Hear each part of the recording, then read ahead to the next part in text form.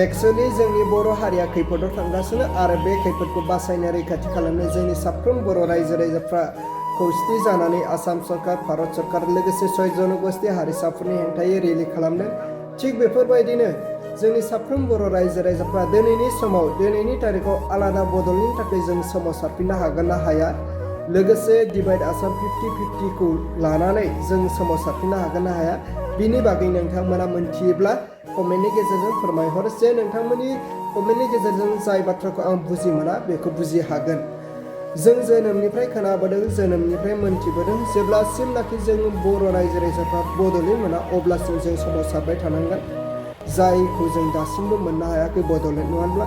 दिनै बड'फा उपेन्द्रनाथ ब्रह्म साराबो बाथ्रा होलांदों, जेब्लासिमनाखि जोंनि बर' हारिया बड'लेण्ड मोना अब्लासिमनाखि जों सोमावसारबाय थानांगोन। आसाम सरकार, भारत सरकारजों रायज्लायनायनि गेजेरजोंसो जों बड'लेण्डखौ मोनगोन, बेनि बागै बाथ्रा होलांदों।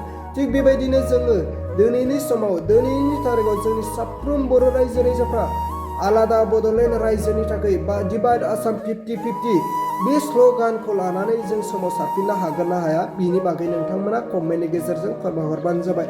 जाय बाथ्राखौ आं बुजि मोनाखै जे नोंथांमोननि कमेन्टनि गेजेरजों बुजि मोनो, अब्ला रायजोफोर दा नोंथांमोनानो फोरमायहर जे बड'लेण्डनि थाखाय जों साफ्रोम बर' रायजो राजाफ्रा खौसेथि जानानै सोमावसारफिननो हागोन ना हाया, बेखौ आं नोंथांमोनाव सोंथि खालामदों। बेनि बागै नोंथांमोना कमेन्टनि गेजेरजों फोरमायहरबानो जाबाय।